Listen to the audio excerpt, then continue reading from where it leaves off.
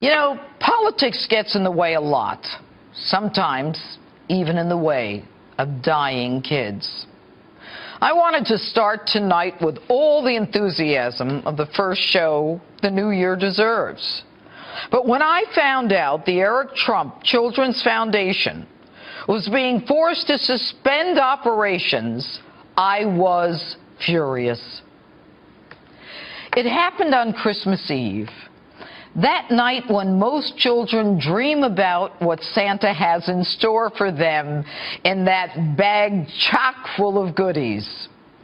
While those children were nestled all snug in their beds, there were other children in different kinds of beds, not dreaming of sugar plum fairies.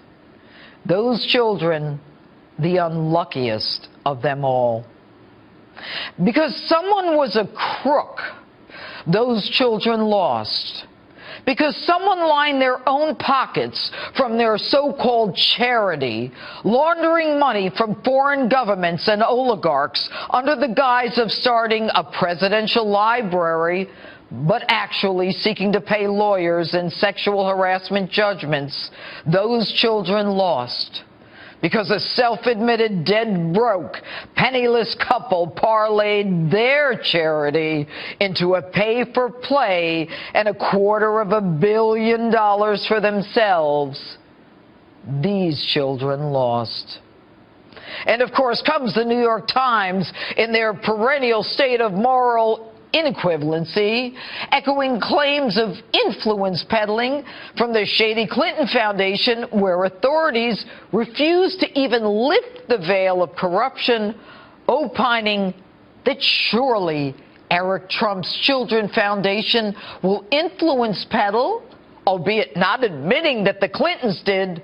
But to be fair, Eric Trump must close his Children's Foundation. Permit a few differences. Eric Trump was not penniless or in debt when he started the Eric Trump Foundation. He did not start that foundation to make money, and he certainly did not become rich because of it.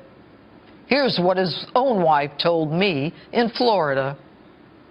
He started the Eric Trump Foundation to help kids with cancer. And in fact, he's such a humble guy that when I first met him, I didn't even know about it. He started it the year before we met, and it was almost like he didn't want to toot his own horn to say, look what I did. You know, on the show, I remember his saying that 100% of the proceeds go to the kids. It's very important to Eric. The low expense ratio of the Eric Trump Foundation is something he's always worked so hard for. I mean, he works his hardest at the Eric Trump Foundation, and I've seen him negotiate for cents off of a price, pennies off of a price, just because he knows that that's a penny more that could go to the kids of St. Jude. And it's really disappointing to see how other charities out there are run. And I use charities very loosely because we see the Clinton Foundation, and it's disgraceful, quite frankly, that they could be categorized in the same space as the Eric Trump Foundation.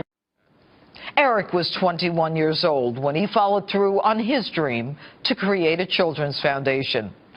Most, if not all, of the money goes directly to St. Jude's Children's Research Hospital in Tennessee. There's no money from foreign governments or foreign oligarchs, and certainly no business deals or sale of American assets accompany contributions. In fact, Eric Trump was not in the government, nor will he be.